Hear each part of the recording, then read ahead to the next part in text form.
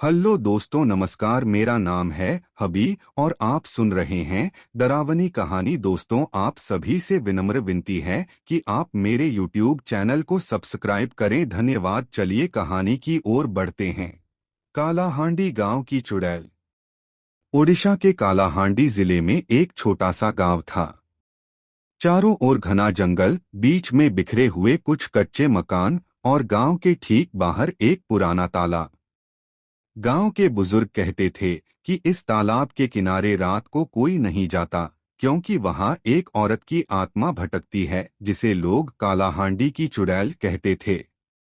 कहानी थी कि कई साल पहले एक औरत को जादूटोना करने के शक में गांव वालों ने जिंदा तालाब में डुबोकर मार दिया था। उसकी चीखें आज भी रात को गूंजती थीं।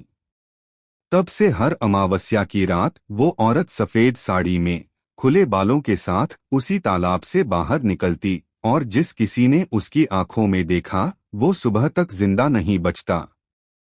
गांव वाले कहते थे, अगर रात में किसी औरत के रोने की आवाज सुनाई दे तो खिड़की मत खोलना।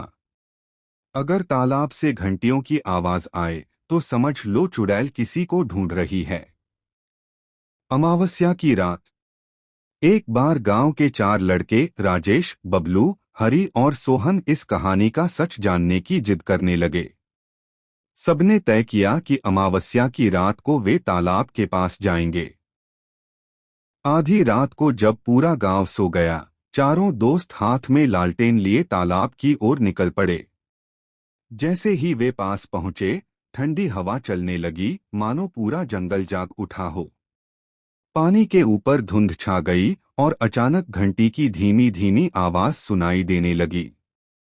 राजेश ने कांपती आवाज में कहा, तुम सबने सुना?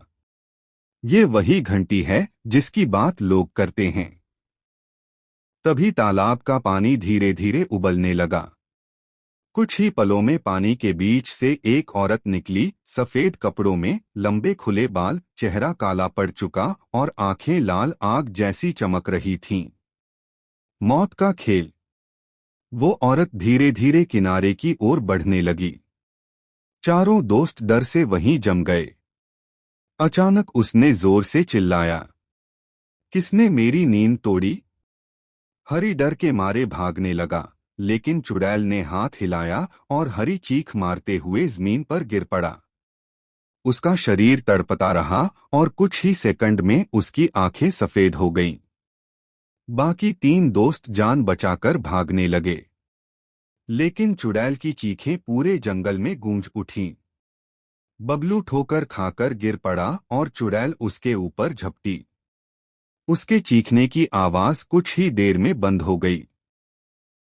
राजेश और सोहन किसी तरह गांव तक भागकर पहुंचे, लेकिन जैसे ही उन्होंने गांव वालों को सब कुछ बताया, अचानक सोहन की गर्दन अपने आप उल्टी घूम गई और वो वहीं गिरकर मर गया। अब राजेश अकेला बचा था, आखिरी गवाह। सुबह जब लोग तालाब पहुंचे तो उन्हें हरी और बबलू की लाशें मिली। दोनों के शरीर काले पड़ चुके थे, जैसे किसी ने उनका खून चूस लिया हो। सोहन की लाश गांव के बीच पड़ी थी। सिर्फ राजेश जिंदा था, लेकिन वो पागल हो चुका था। उसकी आंखें हमेशा तालाब की ओर देखती रहतीं और वह बार बार एक ही बात बड़बड़ाता, वो आएगी, घंटी बज रही है, वो मुझे बुला रही है। कहा जाता है कि कुछ ही दिनों बाद राजेश भी गायब हो गया। गांव वालों का मानना है कि चुड़ैल उसे अपने साथ तालाब में खींच ले गई। आज भी कालाहांडी के उस तालाब के पास कोई नहीं जाता। रात को वहां घंटियों की आवाजें आती हैं और औरत की सिसकियां सुनाई देती हैं। लोग कहते हैं कि जिसने भी उस तालाब की चुड़ैल को देखा, वो कभी सुबह तक जिंदा नहीं रहा।